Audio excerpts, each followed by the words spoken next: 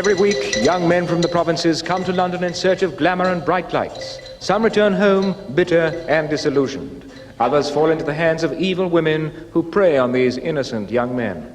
This is the story of one such young man. Would you mind telling us your name, please? I should rather remain monogamous. I see. Well, will you tell us your profession? Would you mind speaking up, please? I'm a male model. I see. And this trouble that you got into started, I believe, at Dimpton-on-Sea? That is quite right.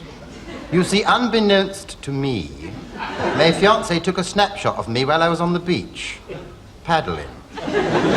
She sent it up to the carnival committee and I was invited along to the carnival dance. It wasn't until I arrived there where I realized what was expected of me. Yes, I had been entered for the Knobbly Knees contest. Well, naturally, I didn't want to let my fiancée down, so I went through with it. But I can't tell you how I felt, stood there in front of all those ogling women with my knees completely naked. Yes, I can imagine. And then what happened? Well, after the competition, which incidentally I won, there was a party. And that was my downfall. Yes, I tasted the dolce vita, the sweet life of Dimpton-on-Sea. I met the local mayor. I drank South African sherry. I was interviewed by the local press and I met a girl who did voices over for deodorant commercials. Yes, my cup was filled to overflowing. After that, of course, it was competitions everywhere. One week Bournemouth, next week Whitby.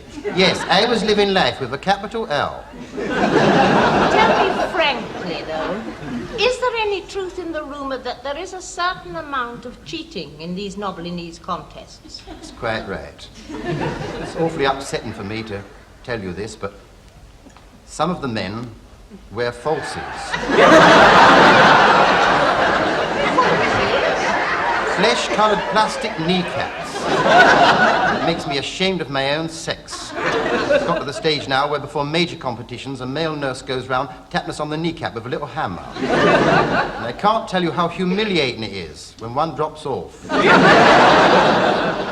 But your big chance came earlier this year, didn't it? That is quite right. I was entered for the Knees of the World competition. That meant coming to London, and that was my downfall, my undoing. Why was that? Well, I'll tell you why. One evening, me and my friend Malcolm, who was a shy and sensitive used car salesman,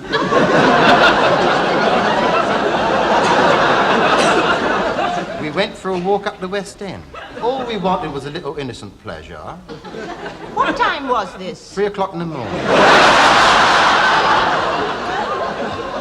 Going up a narrow street, we passed the doorway, and in this doorway there was a girl dressed up sort of like a military hussy. Come inside, she said. The place is full of fun-loving girls. Thinking to have perhaps only a game of tiddlywinks, we entered. As I passed this sort of like commissionairess in the sort of like corridor, she gave me a funny look. Some of the girls are naughty girls, she said. Oh, I thought perhaps they tiddle when they should be winking. But oh no, the degradation I found when I got in there. It was terrible. It was like that film about Gomorrah. The other place. It was full of beatniks with unkept hair and long sideboards, full of drink. And the conversation was disgusting. There was nothing but suggestive remarks all the time. It was like the Eamon Andrews show. Well, anyway, I'll tell you what happened. It was there that I met this titled and influential lady, and we became very close friends. Yes, she took me to the south of France for 6 months. She bought me a yacht and a lovely sports car and a wardrobe full of very smart clothes. Then one evening, I realized it was not just my friendship she was after. Yes, I knew that sooner or later I would have to pay the price. One evening, she invited me into her luxury penthouse in Goldhawk Road. After several glasses of ruby wine, she started lowering the lights. At first, I thought she wanted to make the darkroom test, but seeing no chocolate in evidence, I realized how wrong I was. It was then she made this nasty suggestion. What was it? She suggested that I give her a private showing of my kneecaps. fleeing in horror and recoiling at this suggestion, I went out of her apartment and vowed to get out of the rat race for good. After all, I was still only 33. I had my whole life before me. So underneath all the glamour and the tinsel, there's heartbreak. That's quite right. And I'd just like to say in conclusion, and to end up with, to all young men with nice knobbly knees, do not flaunt them for all the world to see, but save them for the girl you marry. Thank you. Good night. Was that all right?